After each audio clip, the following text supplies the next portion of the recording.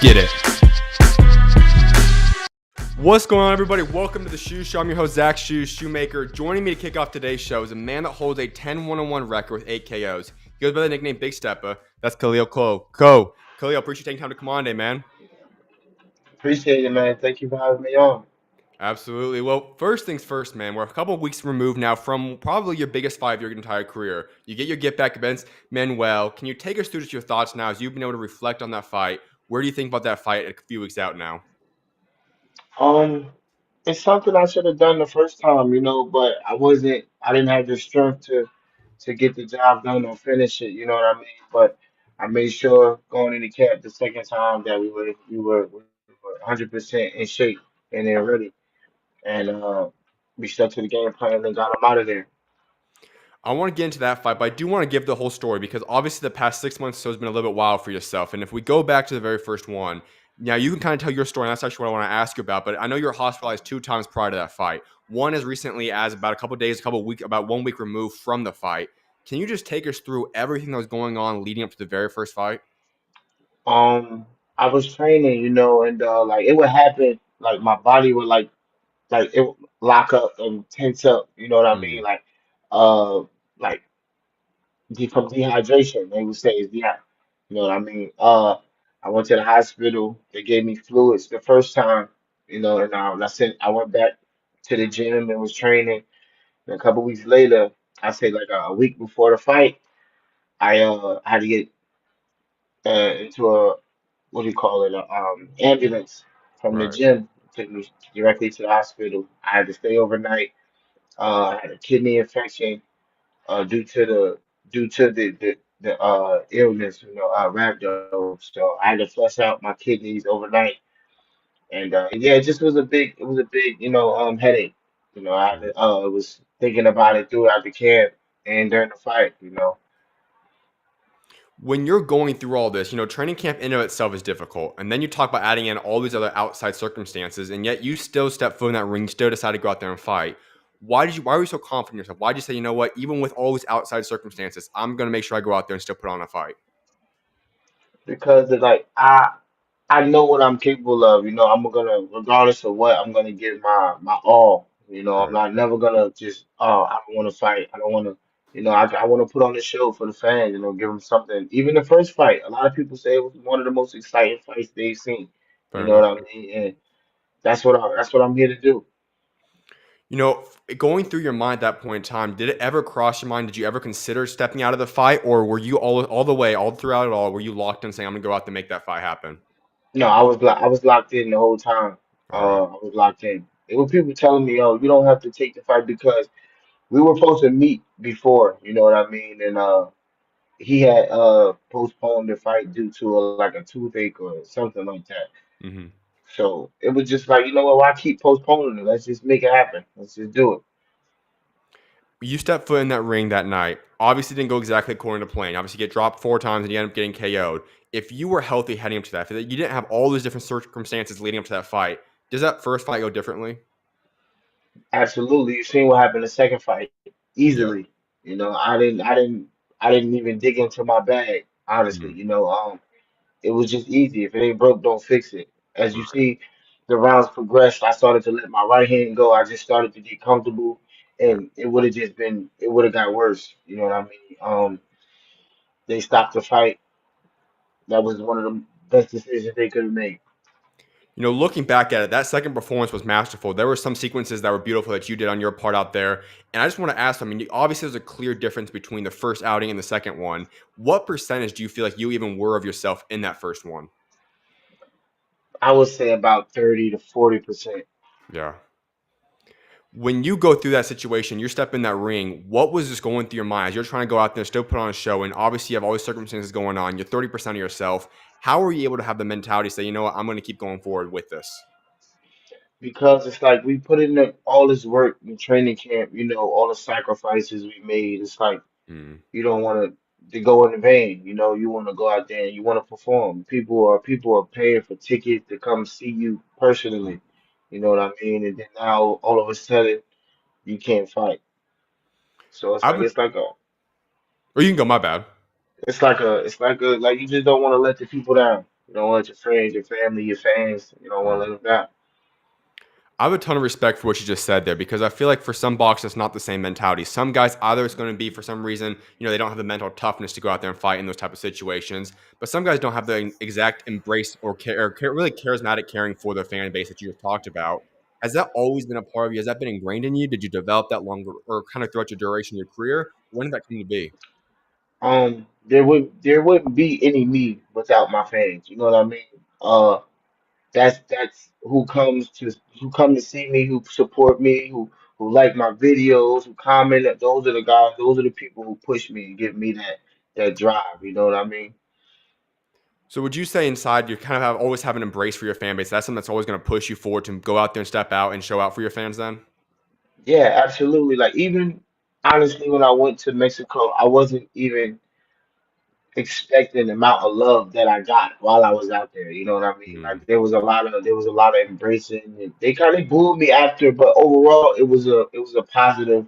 It was a positive effect, a positive outcome.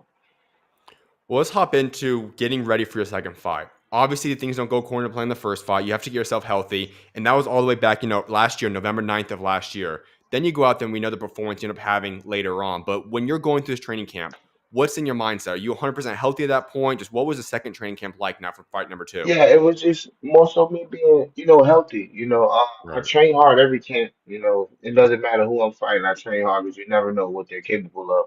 right. But it just like I said, more so me being healthy, taking those rest days that I need to for my body to recover and heal, and that was the major point, the major difference.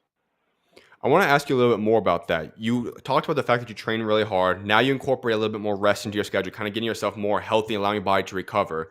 Was that something that you realized? Did you bring someone else in part of your camp? I know you added somebody, I believe, for that second camp too into your team, but was that kind of from his influence, or what brought that new mentality and approach to the No, fight? honestly, it was from when the visits to the hospital. The Okay. doctors told me like, oh, you can't overtrain. You know what I mean? Mm, That's the second visit to the hospital. They told me that's when they diagnosed me with rhabdo. The first right. time they just gave me some IV fluids and told me to.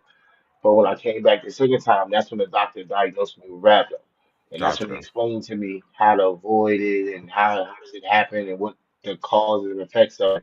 And that's what we came up with in camp. We learned that you gotta rest the body. You have to rest the Mm. body. What percentage of yourself would you say you felt in the second fight? 1,000, and I didn't Right. even really get to like do everything I wanted to do. You know what I Mm, mean? It was just like it was simple, but I felt good. I knew leading up to this fight, even in the back when I was warming up, I told my coaches, I said, I feel real good. I feel mm, real good. You know okay. what I mean? And it showed. When I got to the ring, I felt good. I felt relaxed. Even with some shots he touched me with, I bounced off, rolled off, and it just kept going.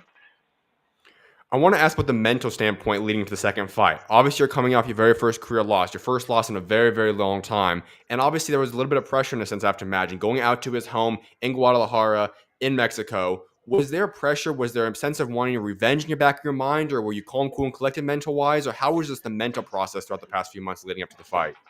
I think this was the only fight my professional career that I had never been. I wasn't nervous. Okay. Before all of my fights, I was nervous.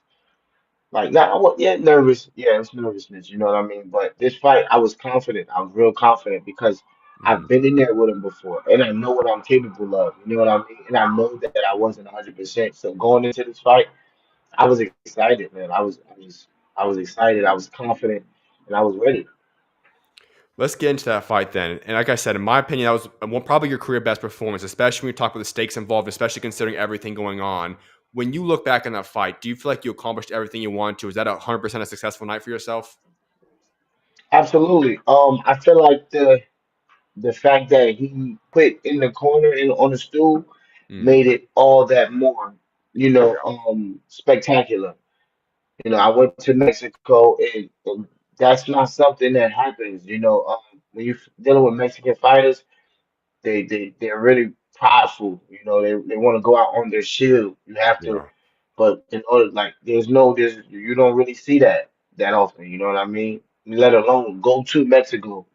Mm, and after being stopped by the guy. You know what I'm saying? yeah. So it was definitely it was a big deal.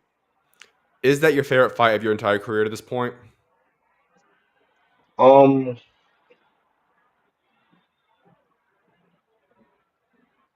yeah, I would say yeah, actually Okay. yeah. I also have to ask about the environment. Obviously, Guadalajara, Mexico, they have a very unique fan base out there. Like you said, it's a very passionate fan base. They're going to rally behind their fighters, especially. But getting to fight out there, what was that experience like? It was one of a kind, because I had never been to Mexico before, so Okay. I was more so like just taking in the experience, the culture, the food, the different things. On Mm, top of the fact that I had a fight at the end of the week, right. I was talking to people and we were like, conversing. And they're like, "Oh, you fight?" I'm like, "Yeah, I have a fight at the end of the week." They're like, "Really? Like fight?" Like I'm like, "Yeah, I have a fight." That's awesome. Now, I also have to ask this other standpoint then. When you have that victory, he stops in the corner. You know that you've obviously won this fight. You've got your revenge. You've redeemed your one loss. How much more sweet did that make that victory for yourself? Um, Usually, it takes some time to afford to kick in, but with that immediately, you know what I mean? The Mm, moment that I seen them wave it off in the corner, I'm like, I did it. right. We say we got it back in blood, you know. It felt amazing, man. The fact that I could prove to the world that it wasn't actually a fluke. Some guys don't come back from things like that. Right. And the fact that I was able to even rematch him and get my belt back, because he could have fought someone else and lost the belt, then it would have just been all, you know what I mean? Yeah. But it came together the way it was planned, and it was great. It was great. Curious, would you ever consider a trilogy with him? Obviously, it's R1 and 1. There was a lot of obviously reasons that you lost the first fight we discussed, but is there ever a possibility we could see you guys in a trilogy? I have no problem with it. I have Okay. no problem with it. I don't think that he wants to do that, but All right. I have no problem with it. If and it has to make sense. I'm going forward. If it makes sense, then yes. Okay. Well, Khalil, I want people to get to know your story a little bit more because obviously you have a very unique journey to get to this point. I want people to get to know how you become the guy that you are today. And so, for starters, growing up out there in New Jersey, I know you learned to fight at a very young age. When did you really make the decision that boxing is what you wanted to pursue? Like I was about 18 because I was training since I was about, I say, 13. I was always in and out of the gym, but I never had a fight. So when I was about Okay. 18, 17, I was like, I'm gonna just do it. Mhm. I got in the gym. They was like, "Oh, you're pretty good. Pretty good. You got nice jab. You got a nice, fundamentals." And from there, we just been going. I was kind of late in my career compared to the others, and I was going to nationals and things. I had like 12 fights. Everybody had like 80 and 100 fights, Yeah. but it worked out for me. When you talk about making up time, how are you able to do that? Because so many guys, obviously, you said, have been in the sport from the time they're really young, fighting at amateur ranks and so on and so forth. How did you, in a sense, make up so much time and make up for that gap? I feel like it's more so how bad you want it. A lot of people ask me, "Oh, you think it's too late for me to start training or boxing?" I'm like, if you want it as bad as you think you want it, you can do it. You know what I mean? There's a Mm, lot of fighters that started late yep. and became legends. Bernard Hopkins, you know what I mean? Yep. He started late. Look, his name is a household name. It's all Yeah. about how bad you want it. I wanted it bad. You know what I mean? I wanted it real bad. So, what was the turning point for yourself? Because, as you said, you kind of were in and out of the gym from a large portion of your early childhood life. Then you make that flip, kind of flip the switch for yourself. Why? What was it about boxing that said, you know what, I want to go all in on this sport? It's just more so like I gotta take it serious. I wanted to take something serious and complete it. A lot of things we Mm, try things, we quit, try something else. I wanted to stick to it. okay. When you were growing up, were there other sports you like pursuing, or was it pretty much just in and out of different multiple sports? Or what was that like for yourself? No, well, I played football, I played basketball. Okay. I pretty much played whatever I wanted, you know what I mean? But Um, I say football was probably my first love. Gotcha. Then I started playing basketball, and then boxing happened. So, what was the separating point between boxing and those sports? Why'd you like that sport more than the other two?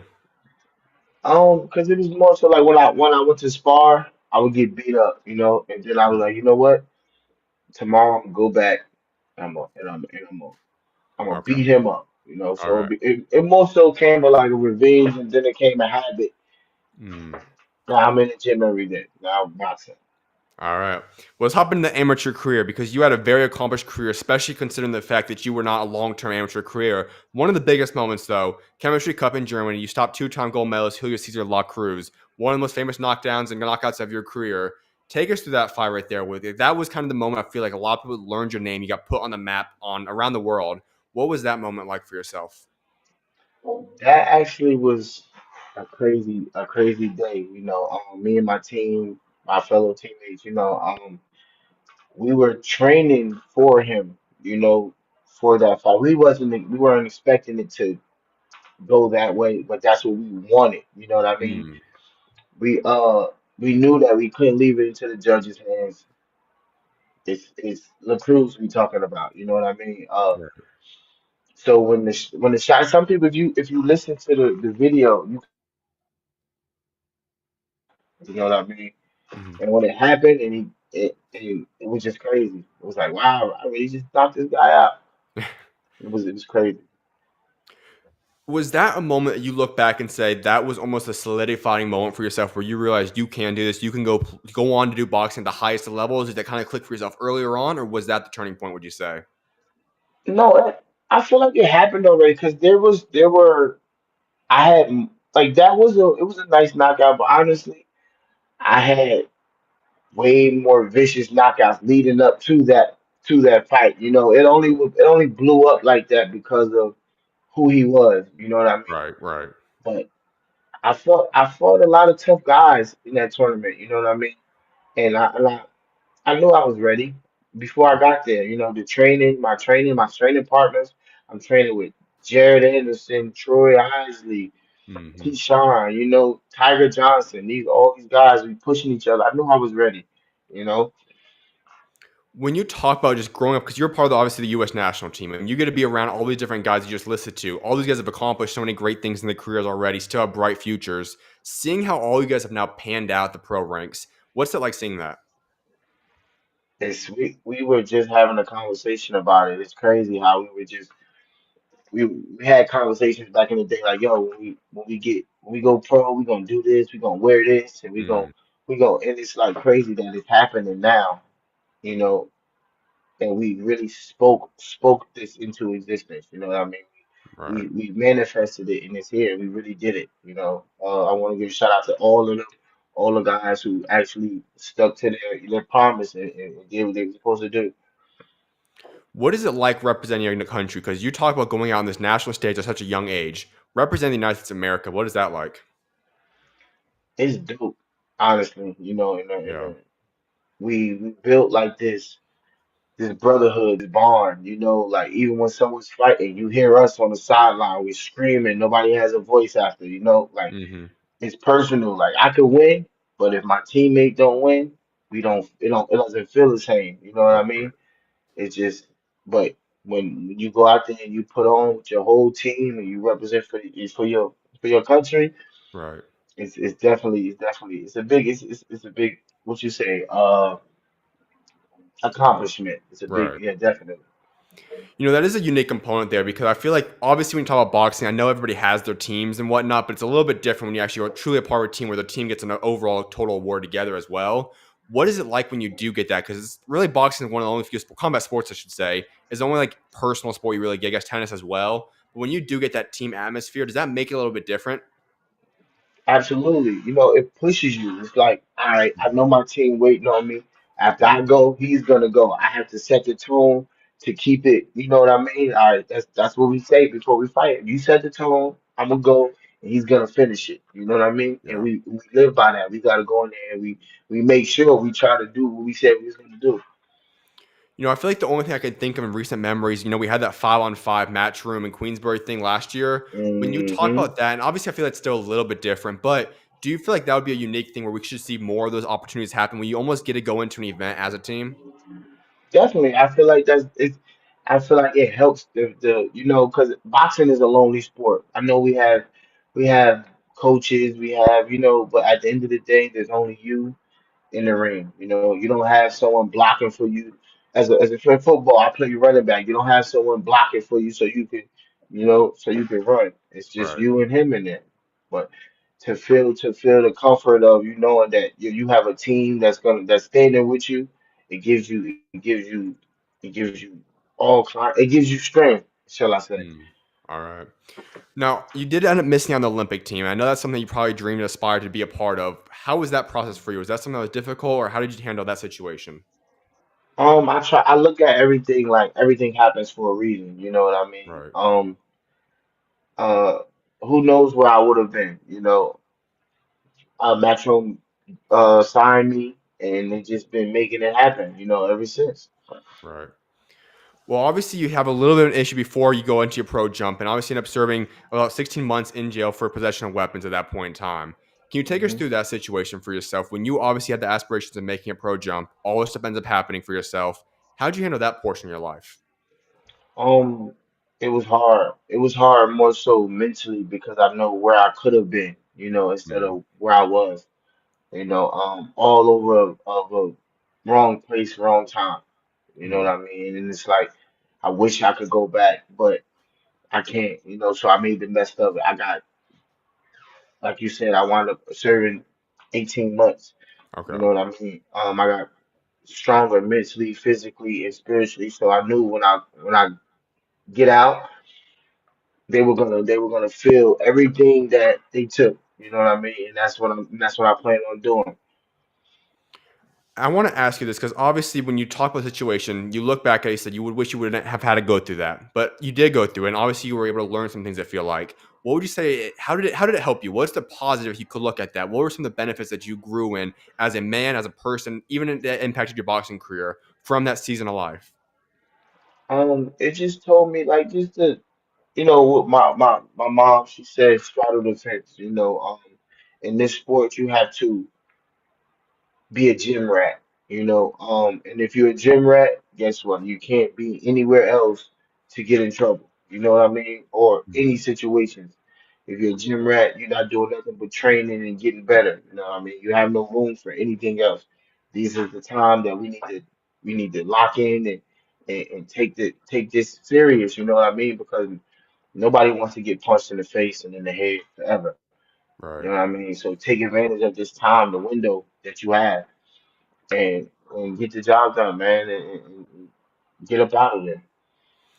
If I were to know you at that portion of time in your life, and I would have said, "Hey, Khalil, you're going to be a man that's a 10-1 guy, a guy that most people view as a top 25, top 20, possibly in the very near future contending for world championships." Would that have shocked you, or what would your answer have been if I would have told you that? That was my intention. You know what I mean? Okay. So I would have known that that was correct. Because Okay. I had the same agenda. So many people in the situation probably would have said they would have been in doubt at that point. Obviously, they don't know what's going to happen. A lot of things are not going according to plan. What kept you confident in that state of life where you said, you know what? I know when I get out, I'm going to go out there and have a great career? Because it's all up to you. You know what I mean? Like, I know that I'm an exciting fighter. I Hmm. know that people want to see me fight. I know that there's a lot of fighters that don't want to fight me. You know what I mean? Right. So why wouldn't I be a great? You know what I mean? When I know you have to know your worth and know what you're capable of. Right. Some people, what I say, some people might express it differently. But I'm more laid back. I'm chill, but I know what I'm capable of, and I know that these I'm gonna be in these conversations. You know what I mean? I'm gonna be in these conversations. I'm gonna be in these big fights. I'm gonna become a household name. All right.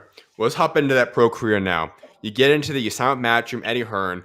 What led to that contract, and just talk about your guys' relationship? What was like building that relationship right at the gate with Eddie Hearn and Matchroom? there was a he reached out to someone that he seen around me. You know what I mean? Alex. I'm not sure if you know Hammerhands. I'm not sure. No, no, no. Well, his father Alex. He reached Okay. out to him, and he contacted me and said Eddie wanted to sit down and have a conversation, and we set it up, and that's what it was. Talk about your guys' relationship to this point in time. Obviously, we know he's one of the top renowned promoters in all the world. What has it been like growing that relationship with him? It's dope. He's one of those guys that you can just DM him. He has no problem with talking to you. He talk to Mhm. anything. You know what I mean? A lot of promoters you barely even see. He's more hands on with the Mhm. fighters. You build a, you know what I mean? Like you walk through the fight. Oh, hey, what's up? Come here. He's like, no, you come here. It's just more so you build a personal relationship. You know what I mean? It's like he's a cool dude. He's a cool guy. You mentioned a key portion then. Obviously, from the outside looking in, I could see that happening because I feel like he does have a close relationship with some guys. But is that something that separates him from other promoters? Like you said, is there not a lot of promoters that are as friendly, as personable is probably the right word, as Eddie Hearn? I don't know one. Okay. Besides, I would say uh Oscar. You know what I mean? But Okay. and I think he just started behaving that way. You know what I mean? But Eddie, he's been that way from the beginning. He's Mm. been that way. He's hands on. He's very verbal. What he feels and what he thinks. Second fight of your career ends up resulting in a draw to Aaron Casper. Take us to that night. Eric Hacker, that was in New Hampshire. Yep. Yep. Uh, Quigley and Andrade. Yep. I fought Eric Hacker to a draw. That was like my first time having to like rehydrate. I didn't know anything about rehydrating. Mm. I just made weight and I just went into the fight. Like I said, like I'm new to the boxing overall, so Right. I was learning on the job. A lot of things I had to learn, but I got it down now, and I'm off. I'm off. Can you break us down that portion right there? Because I know as boxing fans, we always know about, we discuss the rehydration, weight, weigh-ins, all this stuff's a big, big portion of boxing. As a fighter, like you said, you're the ones that's actually going through the whole situation. And very tough, obviously going through the weight cuts and so on and so forth. How critical is it to have the right nutritionist, the right team around you throughout that entire week and process getting ready for the fight? Definitely, a lot of people like to think like, okay, after I make my weight, I'm gonna just go eat anything. You know what I mean? Like, and Hmm. that's how I was thinking. But you have to have certain beverages, certain foods that gives you energy. That we just started this. We do like after we do a workout before the fight. After you weigh in. Right. You know what I mean? So it's like you have to shock the body and get it back to get it back to flowing, get the blood Mm. flowing, get the muscles, because when you drain, you can't do anything. What I mean. But like I said, you gotta take the right proteins, the right protein drinks, the food all the way. Like it's like a car. You have to put the right gas in it in order for it to run correctly. There was an interview Joe Rogan was doing with one of the doctors that do some of the medical stuff, I think primarily with the UFC for that one. But they were talking about the fact that for a lot of guys, at least, the weight cutting process is the more dangerous and sometimes the hardest portion of the entire fight process. Would you say that's true in some sense? Absolutely, 100, Mhm. 1,000%. That is the fight. Some are more. I would say some are more. Comfortable with it, different weights to cut, but when you have to cut a substantial amount of weight in a certain amount of time, it's like it's dangerous, you know what I mean? It's Mhm. dangerous. If you were to be able to guys behind the rules, and obviously we know there's been a lot of debate, should the weigh-ins overall be something that you just have to weigh in the day of the fight, so that would obviously make everybody different weight classes? Would you be in favor of that if everybody in the world had a fight what their natural body weight is, or do you feel like this is a part of boxing and should stay for the long term? No, everything comes with rules. There are weight classes for a reason. It's like me fighting Zane. I mean, that's Right. like it's not fair.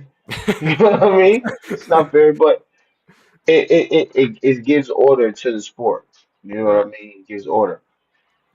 Now, I was more so referring to the sense of would you like prefer if you fight your natural body weight? So everybody that would be whatever you walk around as who would be who you fight.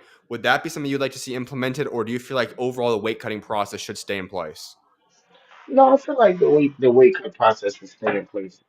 Okay, The normal body weight, like the walk around body weight, like you said, that's people when they're not even at their best. You know what I mean? That's good just point. the okay, cool, but they're not in shape. You know Mm-hmm. what I mean? The fights wouldn't last 10 or 12 rounds. Good point. Guys would Right. be gassing out the fifth round. Absolutely, man. Well, obviously, we already discussed your most recent fight. And so I have to ask you now. You're out of position. You're back in the win column, 10-1-1 record. Currently, you're ranked number 20 by the WBC. What's next for you? When can we possibly see you back in the ring? We're working on it now. Working on who we want, what belt we want to snatch. And yeah, we just as a team, we just trying to come up with the best route. Okay. So, what is your game plan? If I were to say, the next year, year and a half for yourself, that would put you right about going into 2027. What would you want to accomplish in that standpoint? How many fights? Where do you see yourself heading into 2027? Like, just give us the kind of the game plan that you have estimated for yourself Twenty over the going next into year and a twenty half. twenty seven. Honestly, I want to be making defenses. Mhm. I want to already become a world champ. You know what I mean? Okay. Or if that's too much to ask, I want to be at least fighting for it. You know what I mean? Hmm. Around that time. When you know the game plan, would you say a world championship fight is that possible for? Obviously, this year's probably not going to happen, but would you say 2025 or 2026 is that possible for yourself next year happening? Say that again. Yeah, yeah. Would you think that 2026 is that a realistic possibility and a goal for yourself to go out there and fight for a world championship by 2026? I believe it is. If I can fight the right people and get the right outcomes, I believe that I can speed the process up. Okay. Is there something that you would want to fight then? Is there something when you look at all the different guys, rank maybe in the WBC, whatever ranking group it is there somebody that you would look at and say, that's a guy I want to fight next, or at least within the next 6, 7 months? Yes, there are. I can't say any name, but I definitely there's a few guys that I want, but Hmm. I'm not allowed to say it at the moment. All right. Are one of whoever those guys are in your mind, then are those possibly guys that we could see you fight then in the next fight? uh, yes, yes. Okay. I love that, man. Well, a couple of things before I let you go, Khalil. One of which is that you do go by the nickname Big Stepper. I have to know where that nickname come from. How'd you get that? It just comes from the way I walk. I walk like everybody said. I walk on my toes. Okay. Take big steps. So that was just a Well, I have to know, how did that start then originally? Did somebody say that about you and you just had to roll with that? Or how'd that actually come to be where yeah. you made that? Somebody actually said it to me, and I was like, I kind of like that. I kind of Okay. like that, and I think I might stick with that for my boxing. It was either that or what do they say, calico, Okay. Khalil Gotcha. calico, like that. But I just All stuck right. with me, stuck. I love it, man. Well, Khalil, I got one final question for yourself. It's the question like wrapping up every single interview with is talking about your legacy. Obviously, one day in the future, you're going to step away from boxing. And when that day does happen, what do you want to be remembered for what you've accomplished both inside and outside of that ring? I want to be known for being one of the most exciting fighters. Fighting everyone. Mm. Nah, we not cherry picking. You can look at my record. I don't fight. I fought everybody I fought. I fought someone with 20-0. You know, but I'm building. I'm not ducking no smoke. I want all the smoke and I want all the belts. All right. I love that, Khalil. Khalil, congratulations on your big fight again, once again, man, a couple weeks ago. And I cannot wait to see what God's got in store for you, man. Of Thank you, man. I appreciate you having me. course, you're always welcome on, man. God bless. Thank you. Appreciate you guys all for tuning into that interview. I'm going to get that clipped up, edited out, and then posted on my YouTube channel in a few hours after the show wraps up. I'm going to go on a short break, and then we'll get right back to the rest of the show right after that. I'll see you guys in a few minutes.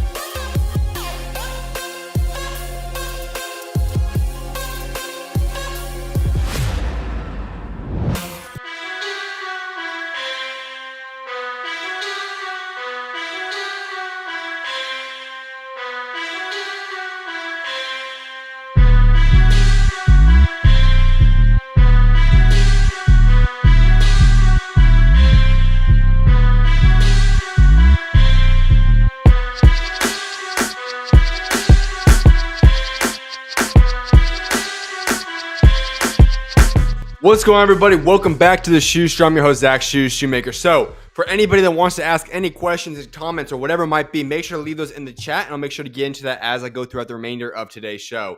With that being said, we've got a fight preview coming up now where I'll be breaking down all the notable fights happening this weekend.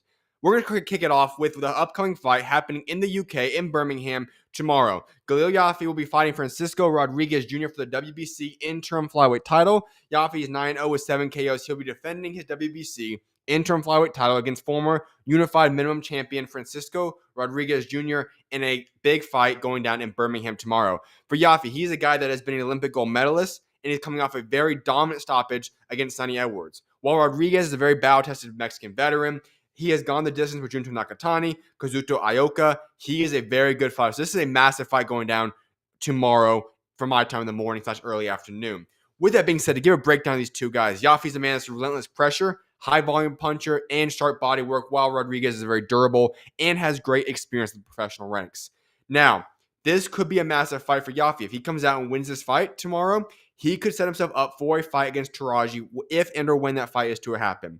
Because obviously him being the interim champion, Taraji the full champion, that would be a mega fight to make there.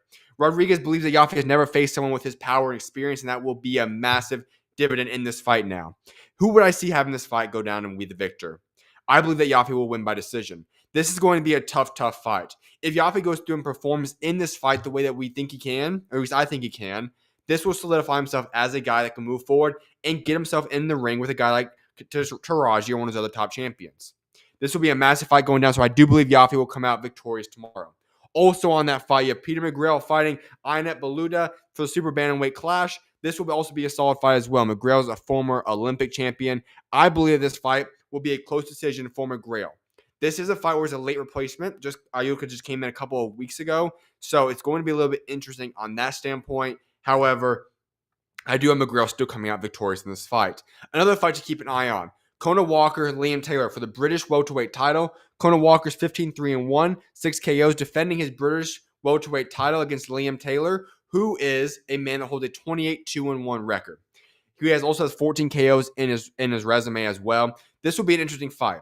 Walker's coming off of a very good TKO win over Harry Scarf, while Taylor is a very experienced guy. He's also fought at the European level. So, what do I see happening in this fight? Well, I do see Walker coming out and winning by decision. His pressure and work rate should edge out a very close fight here. Other guys that are notable to be fighting on this card, Ibrahim Suleiman, super featherweight fight. Giorgio Viscoli, I got to keep an eye on, one of the top young up-and-coming prospects in boxing. He'll be coming out in this fight as well as Pat Brown. Hamza Udin, those are the other two guys that will be on this fight card as well. So a few good prospects to go watch and keep an eye on the undercard for tomorrow's fight as well. Then we're going to head over to the United States of America. We'll be having a fight that is brought to us by Top Rank, where Vito McMillan Jr. will be fighting Camille Gardalek for a middleweight main event. Vito is a man that holds a 21-1 record, 12 KOs, defending his WBO, Global, and USBA titles against unbeaten Polish contender Camille, who is 19-0 with 4 KOs. This will be a great fight. Vito will be fighting in his hometown of New Jersey. This will be a good fight for himself to be able to prove himself as well. He has great fast hands, sharp counters, and a strong left hook as well. What I see happening in this fight is to see McMillan come out with a mid-round stoppage. His power and speed should be able to overwhelm, and it should be a good performance for him in that standpoint. Let's go to the co-main event, and this is probably the second or third best fight, I'd say, happening overall this weekend. Lorenzo Simpson, Jahai Tucker showing down in a middleweight grudge match. Both guys have been on the show previewing this fight at one point or another. This is going to be an interesting fight. Two young fighters, both very highly anticipated by Americans, and this will be an opportunity for one of the two to separate themselves and move forward as one of the top young prospects in America. If I were to make my point here, I believe that Jahai Tucker, a man with a 14-1-1 record, will come out victorious in this fight. Lorenzo Simpson has one massive issue to his game. His gas tank empties quite quickly. Jahai Tucker is a man that knows how to go the distance. He's fought in distance fights. This will be a 10-round fight here. Both guys have been going back and forth for quite some time. It should be a very high energy and intense fight. I feel like this will be a very entertaining fight as well, but I do have Jahai Tucker edging out Lorenzo Simpson here in this fight. I believe he's going to win by decision. His activity and confidence will carry him to a close fight. Now, Lorenzo Truck could go out there and have a very exciting first few rounds. He might steal a few rounds early on in the fight, but I feel like once we get past round 5, it's going to be in Jahai Tucker's land. and it's going to be very tough for Lorenzo to be able to go out there and compete with Jai Tucker at that point in time. At the same time, though, he is talented. He could get in the earlier parts of the fight. Other fights happening on that card, you have Damian Naiba fighting Marston Sui in an interesting heavyweight fight, Norman Neely fighting Dwayne Flemings Jr., Brandon Lee making his return, as well as Emmanuel Chance. All those fights will be going down on the undercard for tomorrow. Then we're going to head over to 360 Promotions on UFC Fight Pass. Callum Walsh makes his return against Elias Espadas for the WBC Continental America Super Welterweight title. Callum Walsh 13-0 with 11 KOs. He defends his regional title against the Mexican veteran who is 23-6-1 with 16 KOs. Walsh trained by Freddie Roach. He is one of the guys that I keep my eyes on. I think he's a very interesting fighter at 154. I think he's still a little bit of ways out from fighting being a legitimate contender. But as I've said before, in maybe by middle of next year, I see this guy being a legitimate contender, being in a position for a title eliminator, and getting himself closer and closer to potentially a world title shot. He is a very good fighter. I think he's going to have a dominant win again, late stoppage in this fight. He should go out there and put on a statement once again. Kane Sandoval fighting Jonathan Jose Aniz, junior welterweight clash. Should be an easy fight for Kane Sandoval. He is 15-0 with 13 KOs. He was supposed to fight a man with an undefeated record as a couple weeks ago when we got the interview in with him.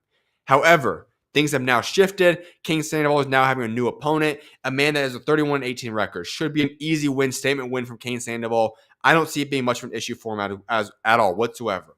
The other fight to keep an eye on. David Stevens will be fighting tonight in just a couple of hours against Petri Kamukov. That's also a fight to keep an eye on. He is a man that's rising up as well, currently ranked within the top 25 of one of the organizing belts. So keep your eye on that fight. That's going to be going down in just a couple of hours.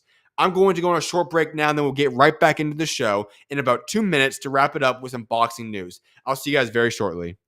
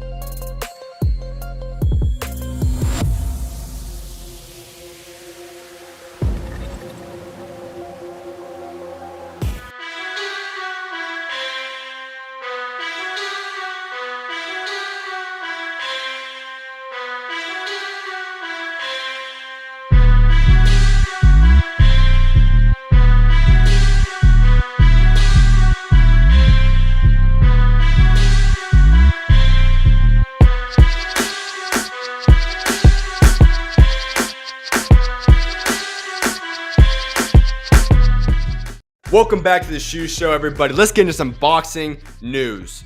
First off, Jerome Boots Ennis did an interview just a couple of hours ago, a couple of days ago, maybe even. And he says the very first person he reached out to when he decided to move up to 154 was Virgil Ortiz, but he's dealing with an injury, so he will fight him after his next fight. Good. Now, I have to give props on both ends. Obviously, I have to imagine that Boots did know he had an injury. That fight was not going to happen next, regardless of what was going to be the case. And I'm glad that's the case as well.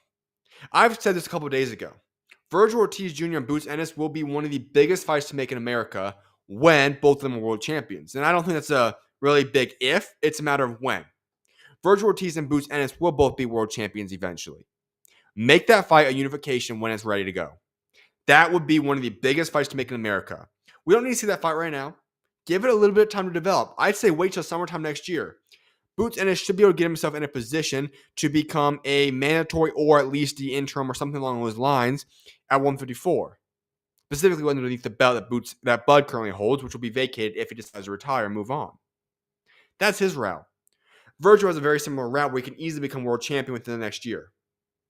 If both those guys become world champion, we're looking at one of the biggest fights in America to get made in the summertime. That's what needs to happen.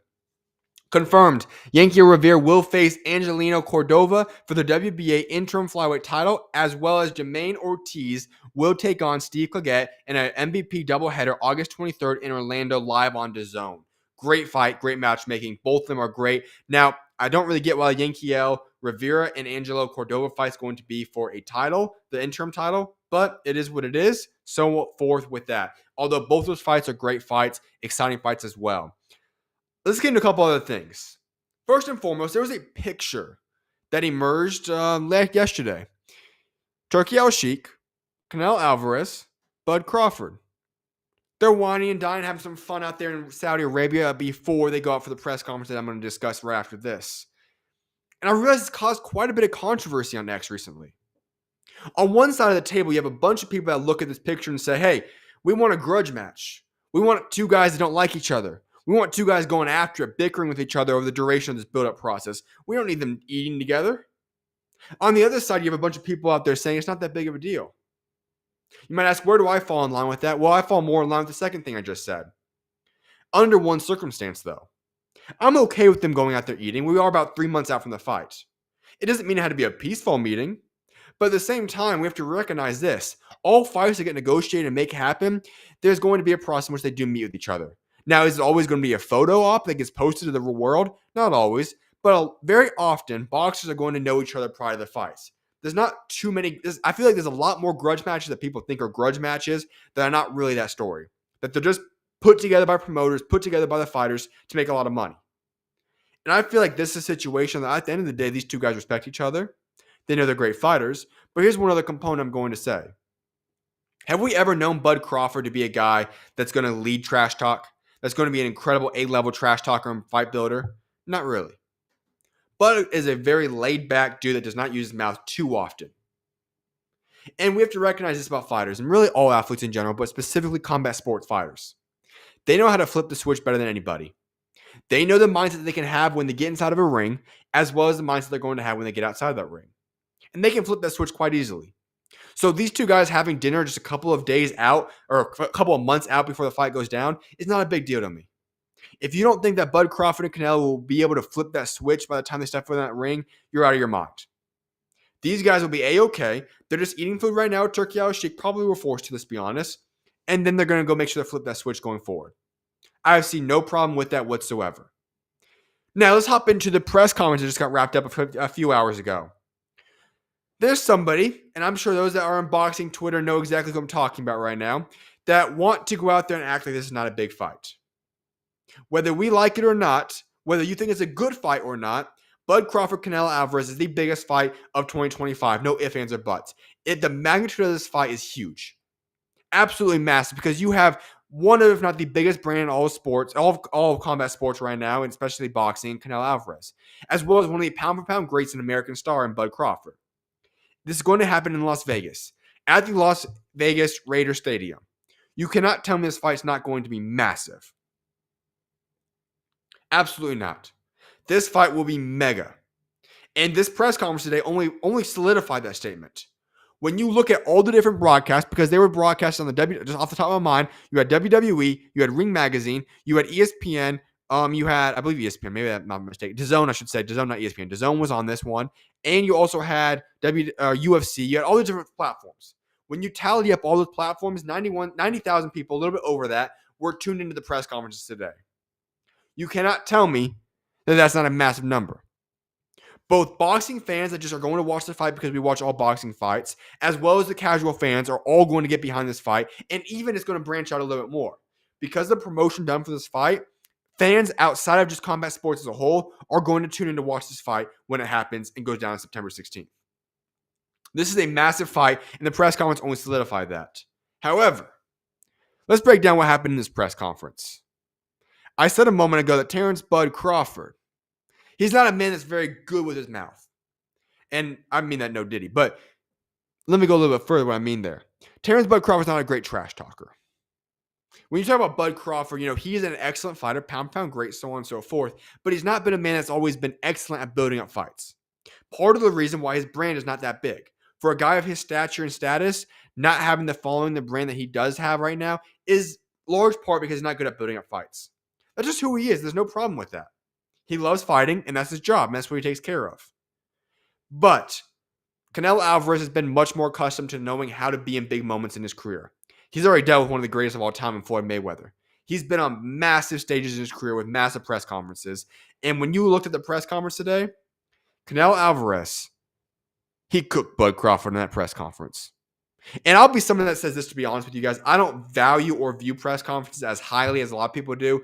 I see right through the lines. I don't think it means a lot to them at the end of the day. I think it helps build the fight up for some people. But at the end of the day, I think guys are just there to promote the fight and make you guys want to buy the fight. I don't put much value in it. But if we were to evaluate that press conference today, Canelo was all over Bud Crawford. Bud didn't have many answers for Canelo when we talk about the press conference going back and forth.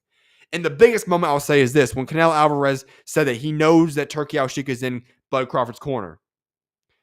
That was one of the biggest takeaways from today's fight, or press conference, I should say. And Canelo Alvarez cooked Bud Crawford in that press conference. And listen, at the end of the day, let's just be honest with ourselves. This fight is not, these press conferences, there's a lot of them booked, is not going to be a situation where Bud's going to go out there and do a lot of great trash talking moments. That's not who Bud Crawford is, and we have to accept that. Bud is going to be a guy that handles business inside that ring. Now, we'll see if he does that, but he's typically that type of guy. He's not a guy that does all the trash talking and building up fights, so don't expect him to be too entertaining. But Canelo Alvarez got the better of him today if we're going to look at the press conference, and that's just a fact.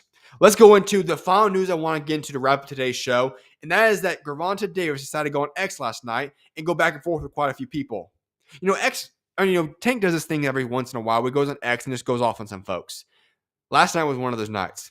And one of the things was a situation that Gervonta Tank Davis was going back and forth with somebody, and somebody talked about the fact that, hey, you're never going to go out there and work with Turki. Tank Davis' response was, no, I'm very loyal to Al, and I respect that. I'll be 100% honest with that. I do respect that Tank is loyal to Al Heyman. Big respects to that. But then a follow-up question was brought to the table, and it said this. Well, what if Al and Turki were to work together? And to that, Gervonta Tank Davis said, listen, as long as Turki is working alongside Al Heyman, he might consider it. He's willing to work with that. That was interesting to myself. Doesn't mean it's going to happen, absolutely not. And would I like to see Tank work with Turki Al-Sheikh? Absolutely. I think it's better for the sport of boxing. And anybody that disagrees with that for some weird reason is out of their minds, in my opinion. All due respect. There's no reason that he should not be able to go work with Turki Al-Sheikh just because you guys don't like Turki for no reason. But him wanting to do it with Al Heyman makes a lot of sense. And if I'm Turki Al-Sheikh, I'm going to say this. Go get the deal done with Al Heyman. Make sure you guys can work together. And I know if they've done it before, get the deal done with Tank. And I say that because there's one fight that we know has to happen. Shakur Stevenson, Tank Davis. The only way that fight's ever going to happen is with big money. Big money that likely stems from Turki Al-Sheikh. And hopefully that's a situation that was going to unfold. And that's a situation that we all want to see. So hopefully that's what ended up unfolding there. But it was interesting to see Tank Davis open to that situation there. With that being said, though, I appreciate each and every single one of you guys for tuning in to today's show. Have a great rest of you guys this Friday. May God bless you guys all. Have a great weekend as well. And I will see you guys back on Monday for the SchuZ Show. May God bless you guys all. Have an incredible weekend. SchuZ is out. I'll see you guys on Monday.